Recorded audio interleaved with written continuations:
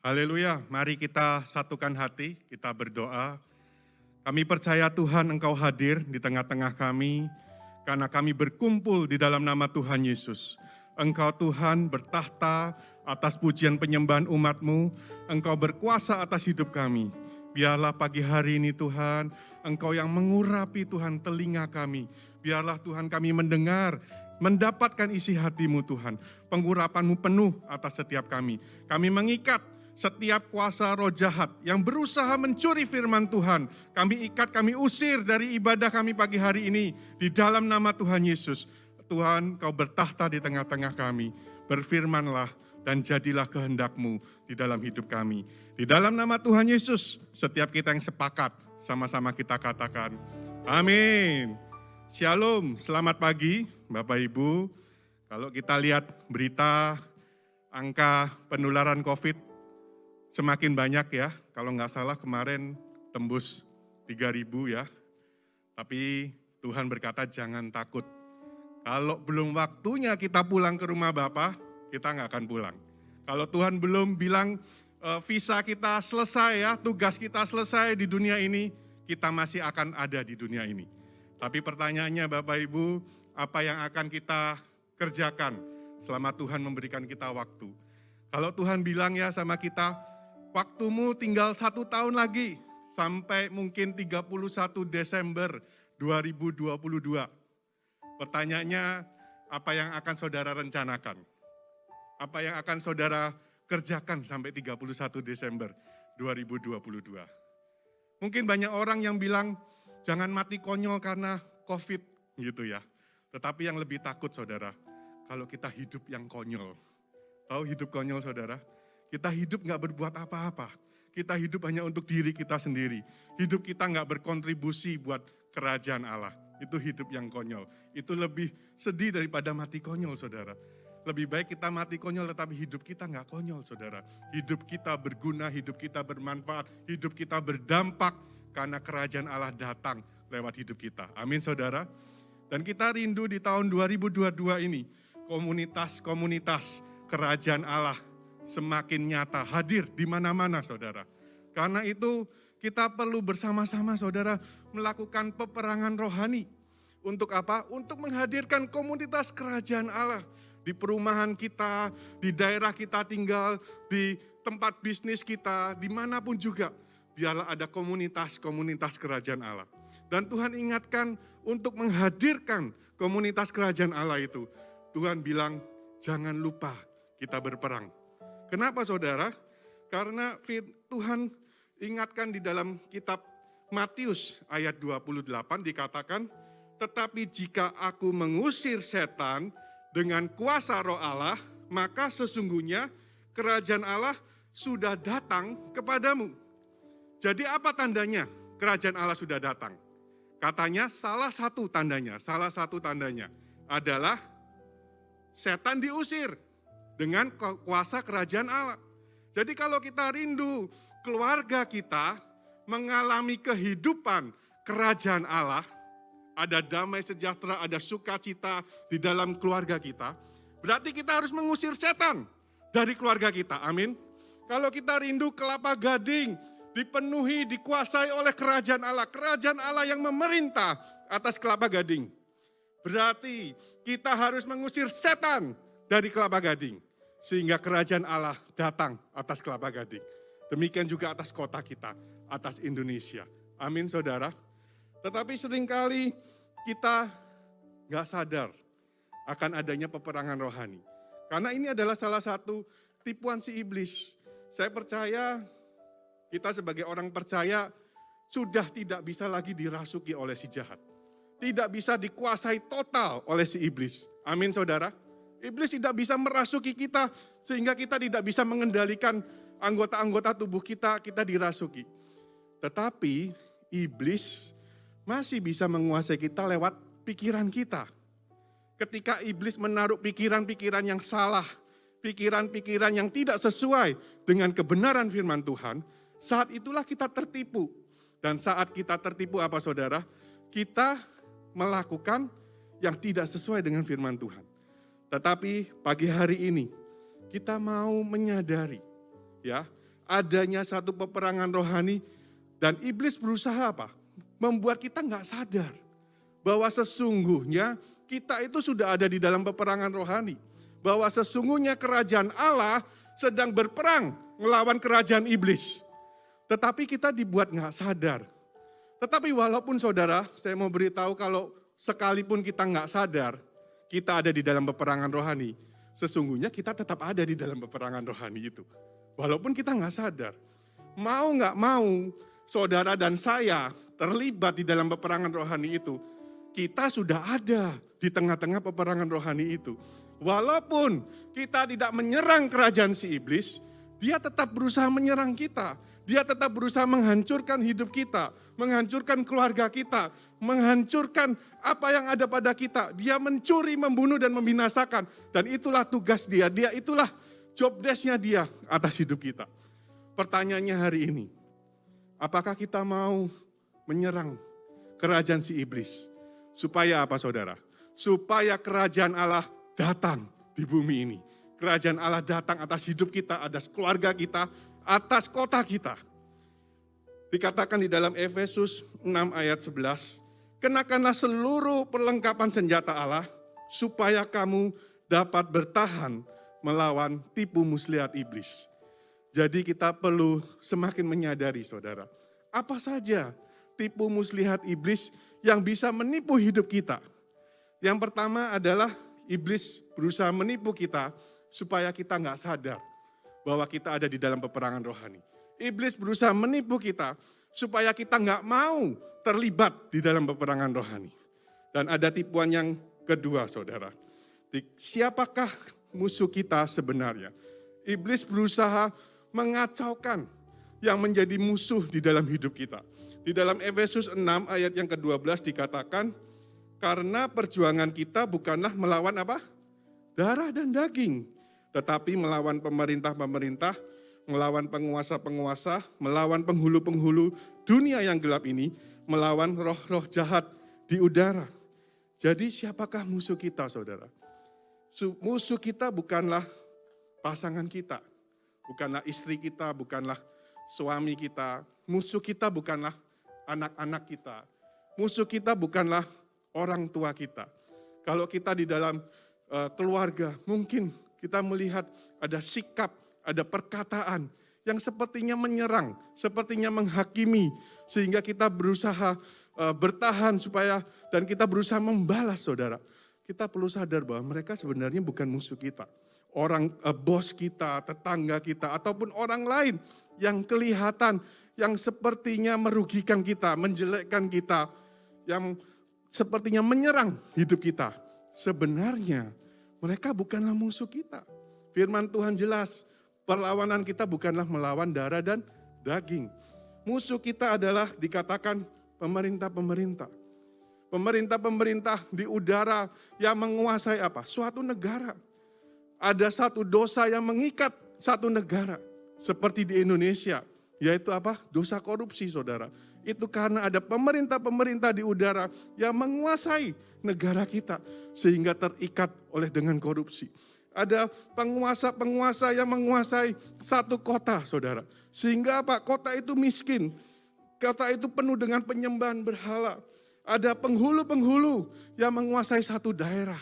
Satu Kelapa Gading, Sunter, ataupun di Bekasi. Ada penghulu-penghulunya. Dan ada roh-roh jahat saudara. Yang menguasai apa? Pribadi-pribadi. Sehingga mereka tidak bisa datang kepada Tuhan. Sehingga mereka terikat oleh roh-roh jahat itu. Dan kalau kita terikat saudara, kita nggak bisa datang kepada Tuhan.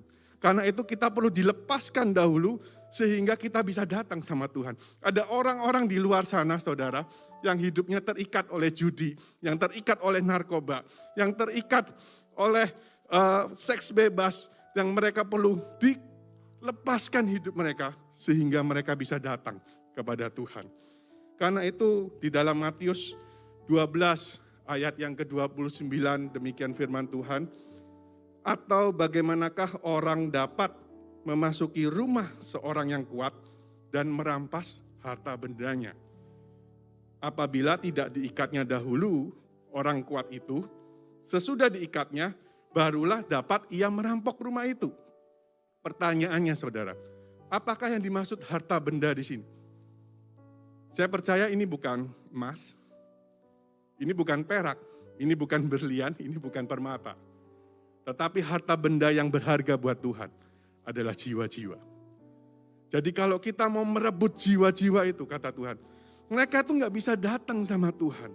Kenapa? Karena mereka terikat oleh ada orang kuat yang mengikat hidup mereka. Dan kita dikatakan oleh firman Tuhan, kita harus melepaskan ikatan itu. Sehingga ketika kita melepaskan ikatan itu, maka jiwa-jiwa itu bisa dapat datang sama Tuhan.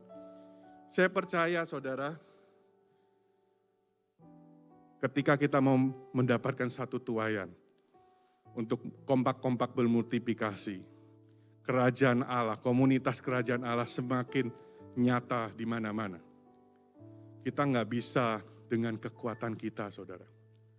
Kita nggak bisa dengan hikmat kita, pemikiran kita. Kebangunan rohani, saudara, akan terjadi ketika kita benar-benar mengandalkan kuasa Allah. Hanya Tuhan saja yang bisa membuat orang bertobat. Hanya Tuhan saja yang bisa melepaskan dia, saudara, dari jerat dosa. Kita mau berkata-kata beribu kata-kata, kita mau melakukan sesuatu. Tetapi kalau nggak ada kuasa Tuhan yang menyertai saudara, maka nggak bisa. Karena yang bisa membuat hati orang itu berbalik, hati orang itu mencari Tuhan adalah kuasa Tuhan. Tetapi selama dia masih dibutakan, saudara, oleh roh, oleh ilah-ilah zaman ini, dia nggak bisa melihat Tuhan, dia nggak bisa mencari Tuhan. Karena itu saudara, mari kita bersepakat. Kita melepaskan kuasa orang-orang kuat itu yang menghalangi mereka datang sama Tuhan. Supaya kita bisa merampas, menjara, merampok jiwa-jiwa itu. Dan kita pindahkan dari kerajaan si jahat, dipindahkan kepada kerajaan Allah, kerajaan surga. Amin Bapak Ibu. Nah, dikatakan juga tipuan yang ketiga adalah iblis menipu kita dengan persoalan-persoalan hidup kita. Sehingga apa? Kita gagal fokus. Di dalam 2 Timotius 2 ayat yang ketiga sampai dengan ayat yang keempat dikatakan, ikutlah menderita sebagai seorang prajurit yang baik dari Kristus Yesus. Seorang prajurit yang sedang berjuang tidak memusingkan dirinya dengan soal-soal penghidupannya, supaya dengan demikian ia berkenan kepada komandannya. Jadi fokus kita adalah kita mau hidup berkenan kepada komandan kita. Amin. Siapa komandan kita? Tuhan Yesus. Tuhan Yesus adalah komandan kita. Dan kalau kita dikatakan mau hidup berkenan kepada komandan kita, jangan sampai kita itu dipusingkan dengan soal-soal penghidupan kita. Maksudnya bukan berarti kita nggak boleh mikirin, saudara. Bukan berarti kita nggak boleh bekerja. Tetapi maksudnya jangan sampai kita hanya berfokus ke situ saja. Sampai kita stres, sampai kita galau, sampai kita depresi. Karena persoalan-persoalan hidup kita. Namanya aja persoalan soal penghidupan. Berarti persoalan itu temporary. Persoalan itu sementara, saudara. Selama hidup. Dan persoalan itu akan menjadi expired. Ketika apa? Ketika kita mati. Ketika kita meninggal, ketika kita pulang ke rumah Bapak, semua persoalan yang kita hadapi hari ini, the end, selesai. Tapi seringkali hidup kita hanya memungkinkan soal-soal yang sementara ini. Soal-soal kehidupan kita. Sehingga kita melupakan bagaimana kita mau hidup berkenan kepada komandan kita. Dan dikatakan selain kita tidak memusingkan tentang soal-soal kehidupan kita, saudara. Tuhan bilang, mari kita rela menderita sebagai seorang prajurit yang baik. Mungkin kita banyak alasan, saudara, untuk kita nggak ikut di dalam peperangan rohani, di dalam menghadirkan kerajaan Allah ini. Karena apa? Mungkin kita berkata, aduh, saya masih belum punya mobil, Pak. Saya masih kemana-mana naik motor, kehujanan. Sehingga ya udah, saya cari mobil dulu ya. Nanti kalau saya sudah punya mobil, saya baru sungguh-sungguh hidup berkenan untuk komandan saya. Aduh Pak, anak-anak saya masih sekolah. Mereka masih butuh biaya. Saya harus bekerja keras supaya anak-anak saya mendapatkan pendidikan yang terbaik. Nanti Pak, kalau anak-anak saya sudah lulus semua, saya akan hidup sungguh-sungguh berkenan kepada komandan saya. Tuhan bilang, lupakan yang lalu kalau kita mau ikut Tuhan. Jangan menoleh lagi ke belakang. Jangan sampai kita hanya memikirkan soal-soal penghidupan kita. Sehingga Pak, sehingga kita tidak berusaha hidup berkenan kepada komandan kita. Apa yang komandan kita katakan, apa yang komandan kita perintahkan kepada kita hari ini, marilah kita taat. Dan walaupun ada resikonya saudara, yaitu penderitaan. Tetapi saya percaya, ketika kita fokus hidup berkenan kepada komandan kita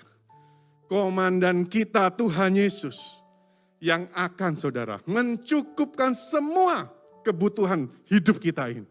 Karena firman Tuhan berkata tidak ada seorang yang berperang atas biayanya sendiri.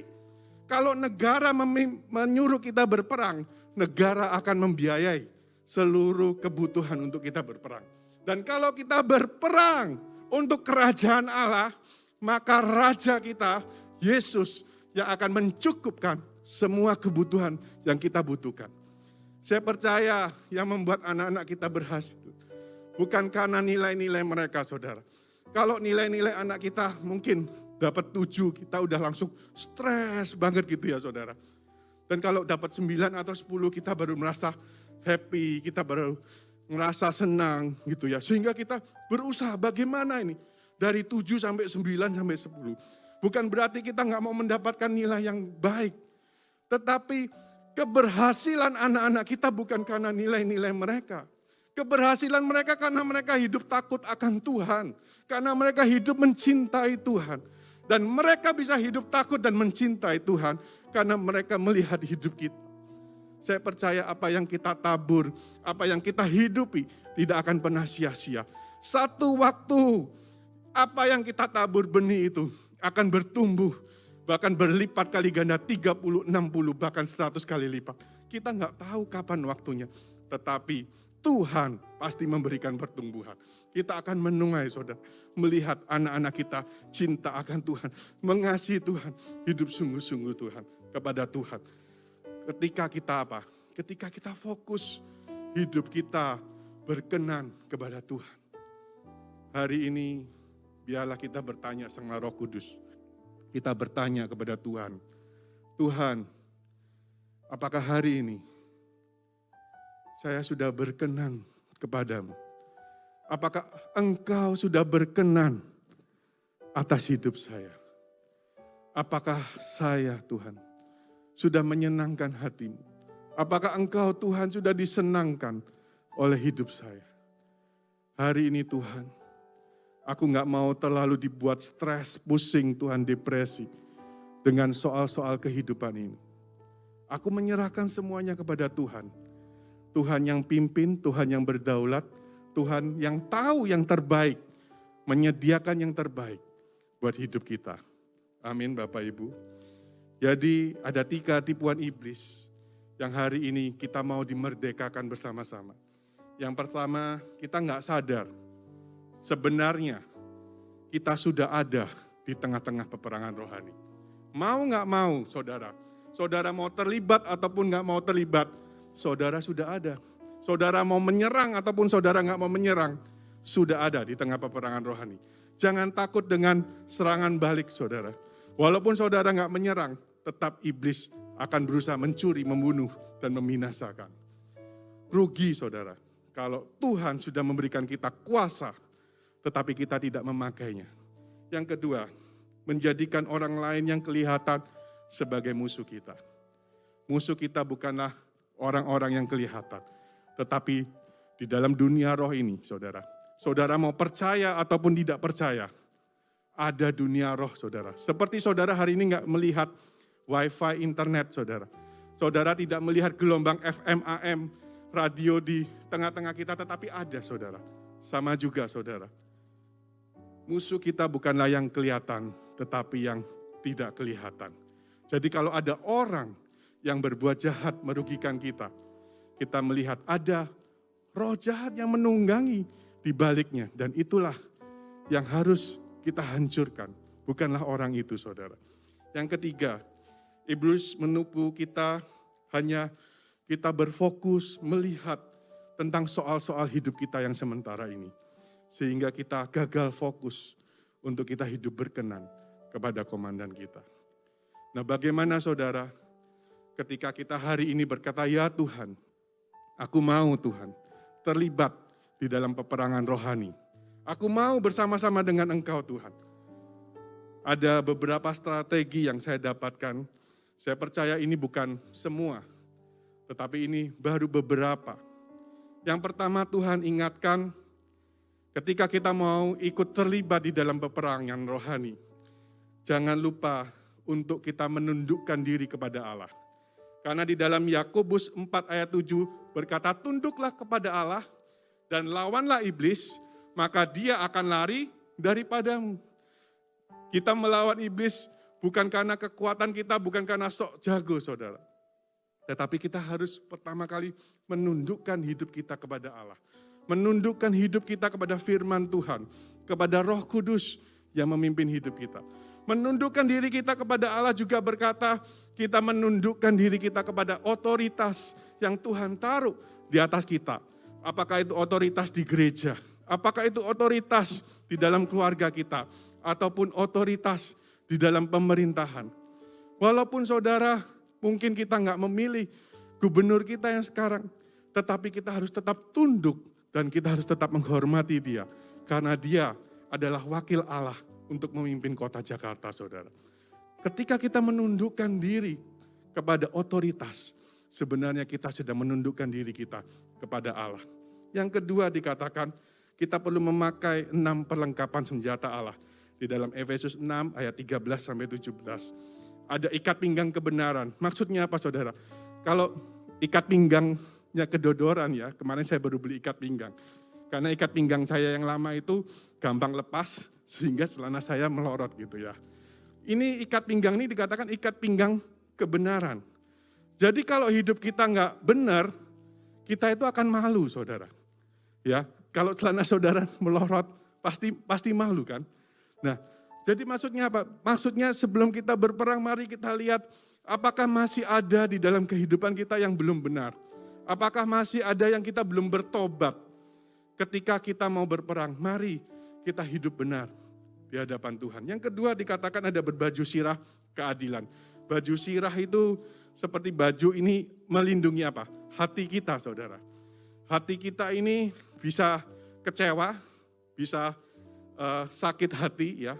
Dikatakan baju sirahnya keadilan. Berarti Tuhan mau kita menjadi orang yang adil, tapi bukan menurut standar dunia ini, tetapi adil menurut standar Allah. Keadilan Allah itu berbeda dengan keadilan di dunia ini. Kalau orang di dunia ini bilang mata ganti mata, gigi ganti gigi, nyawa ganti nyawa. Tapi Tuhan, apa yang Tuhan lakukan? Kita yang seharusnya mati oleh karena dosa-dosa kita. Kita diselamatkan, kita diampuni. Tuhan memberikan nyawanya sebagai ganti nyawa kita. Kalau kita dirugikan menurut ukuran keadilan dunia, saya harus menuntut balas. Supaya orang itu membalas apa yang sudah merugikan saya. Tetapi standarnya Tuhan berbeda. Keadilan Tuhan berkata, kalau kamu disuruh jalan 1 mil, berjalanlah 2 mil. Bahkan kasih lebih. Kalau kamu diminta bajumu, berikan juga jubahmu. Itulah keadilan Tuhan. Dan Tuhan bilang, kalau kita punya keadilan Tuhan di dalam hidup kita, hati kita gak akan mudah kecewa. Hati kita gak mudah sakit hati. Karena apa? Karena kita mempraktekkan keadilan Tuhan di dalam hidup kita, bukan menurut standar dunia ini. Dan yang ketiga dikatakan, berkasutkan kerelaan memberitakan Injil. Kasut itu seperti sepatu yang melindungi kaki kita. Kalau kita nggak punya kerelaan memberitakan Injil, maka kita hanya menjadi prajurit yang bertahan saja. Yang hanya ada di benteng. Kita nggak akan pernah maju. Saudara, ketika kita mau memberitakan Injil, maka kita akan maju. Kita akan maju. Kita akan maju. Kita nggak hanya diam di tempat saja, tetapi kita akan maju. Dan dikatakan perisai iman. Hari-hari ini iblis berusaha menakut-nakuti kita. Tetapi kalau kita punya perisai iman, saudara, maka kita tidak akan hidup di dalam ketakutan. Dikatakan juga ketopong keselamatan. Ketopong keselamatan melindungi pikiran kita. Supaya apa? Supaya kita tidak kalah sebelum berperang. Seringkali iblis berusaha menipu kita, menuduh kita, mengintimidasi kita. Sehingga kita merasa nggak layak, saudara, untuk kita menghadirkan kerajaan Allah. Supaya kita merasa nggak layak kita memakai kuasa Tuhan. Supaya kita merasa tertuduh hidup kita, sehingga akhirnya apa? Kita tidak ikut berperang karena sudah kalah di dalam pikiran kita. Tetapi dengan ketopong keselamatan, kita yakin kita sudah diselamatkan. Kita sudah dikuduskan. Kita sudah dilayakkan. Karena itu saudara, kita perlu memakai ketopong keselamatan. Dan pedang roh yaitu firman Allah. Dan firman Allah itu adalah pedang yang bermata dua. Bukan hanya untuk mengalahkan si iblis, tetapi untuk mengoreksi hidup kita. Untuk mengevaluasi hidup kita. Apa saja yang kita masih perlu berubah.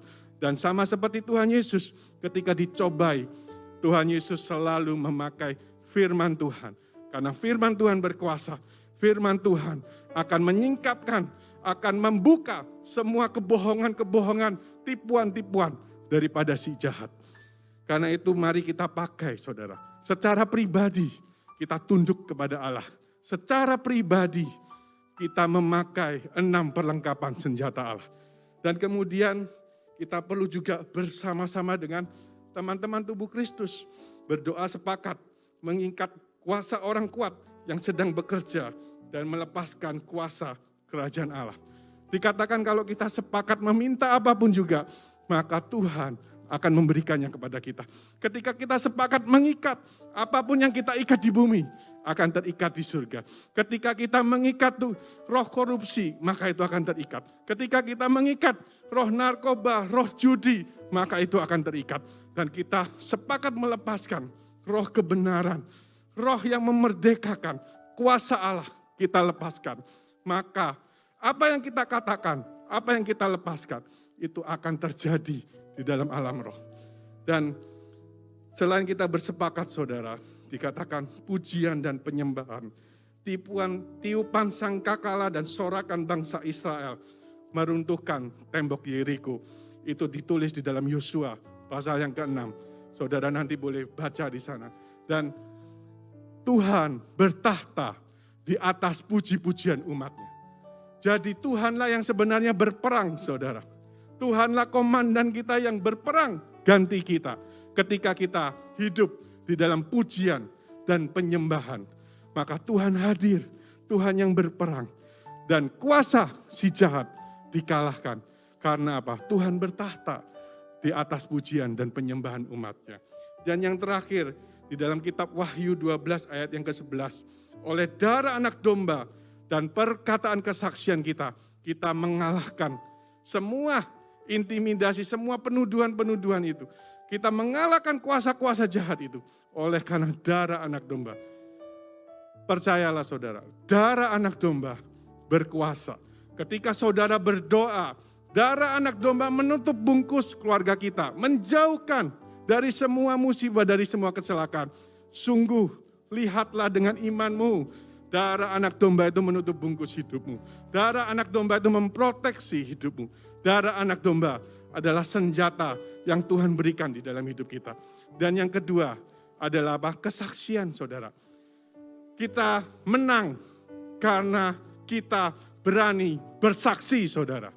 Sama seperti saudara lihat di pengadilan. Ketika di pengadilan bagaimana satu perkara dimenangkan.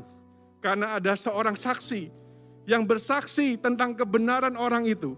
Ketika kita bersaksi saudara. Bahwa ada Tuhan yang hebat yang telah menolong kita.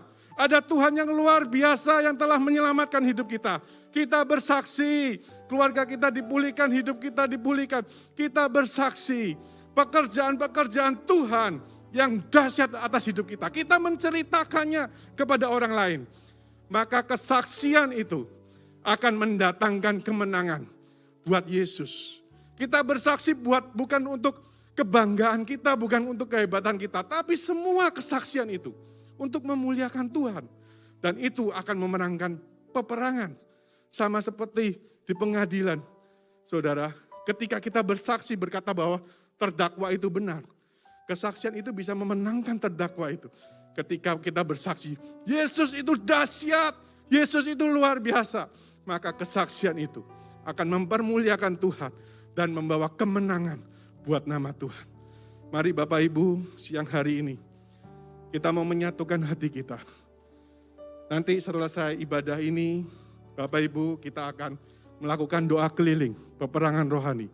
Bapak Ibu akan diatur oleh teman-teman koordinator area untuk pergi ke tempat-tempat yang sudah ditentukan. Dan kalau Bapak Ibu tidak bisa ikut, ketika perjalanan pulang dari tempat ini, bersama pasangan, bersama anak, bersama teman, di dalam perjalanan itu, berdoa sepakat. Minta Roh Kudus pimpin, apa yang mau diikat, apa yang mau dilepaskan. Lakukan peperangan rohani, muji Tuhan, nyembah Tuhan, bernubuat atas Kelapa Gading, atas kota Jakarta. Kuasa Tuhan dilepaskan siang hari ini melalui hidup saudara. Dan kalau saudara yang ibadah online hari ini di rumah, saudara bersama anak saudara ataupun teman-teman satu komplek, saudara bisa bersepakat berdoa keliling buat kompleks saudara. Kemanapun Roh Kudus perintahkan saudara hari ini, taat, pergi. Dan kuasa Tuhan dinyatakan dan kita melihat penuaian jiwa-jiwa. Kita merampas jiwa-jiwa dari kerajaan si jahat dan kita pindahkan ke dalam kerajaan Allah yang kekal. Mari kita satukan hati kita. Mari kita bangkit berdiri Bapak Ibu. Kerajaanmu datanglah, kehendakmu jadilah di bumi seperti di surga. Kerajaanmu datanglah, kehendakmu jadilah di bumi seperti di surga.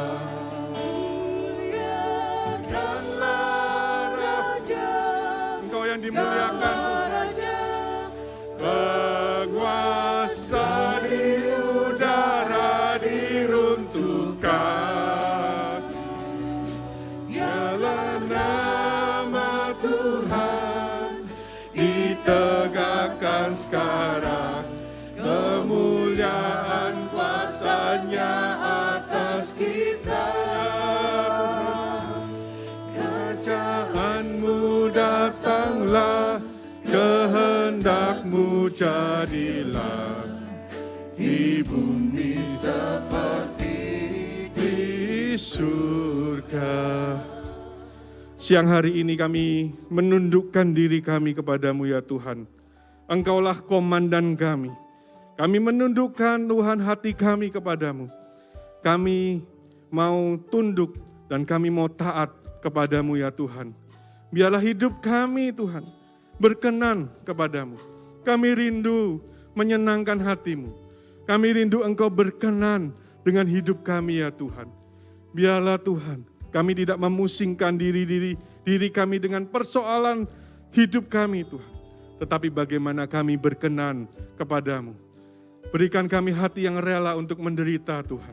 Karena kami tahu penderitaan ini tidak sebanding dengan kemuliaan yang Engkau sediakan buat kami di dalam kekekalan Tuhan. Terima kasih Tuhan, Engkau mau Tuhan menjadikan kami alat kerajaan-Mu untuk mendatangkan kerajaan-Mu di bumi ini seperti di surga. Terima kasih Tuhan. Mari Bapak Ibu, kalau Engkau hari ini sudah mempersiapkan persembahan-Mu, Engkau boleh angkat hari ini Tuhan. Ketika kami membawa persembahan kami, ini adalah ibadah kami kepadamu. Ini adalah satu pernyataan deklarasi Tuhan, bahwa seluruh uang kami bukanlah milik kami, seluruh harta kami adalah kepunyaan Tuhan. Engkau yang berhak mengaturnya, kami hanyalah pengelola, kami hanyalah bendaharanya Tuhan. Terima kasih Tuhan Yesus. Pada siang hari ini Tuhan, kami bersehati, kami bersepakat Tuhan, melepaskan kuasa Allah atas keluarga kami, melepaskan kuasa Allah atas Kelapa Gading, melepaskan kuasa Allah atas kota Jakarta Tuhan, ke atas tempat-tempat Tuhan, di mana Tuhan jiwa-jiwa membutuhkan Engkau, kuasa Allah dinyatakan. Mari Bapak Ibu angkat tanganmu siang hari ini. Terimalah berkat, terimalah cinta Tuhan.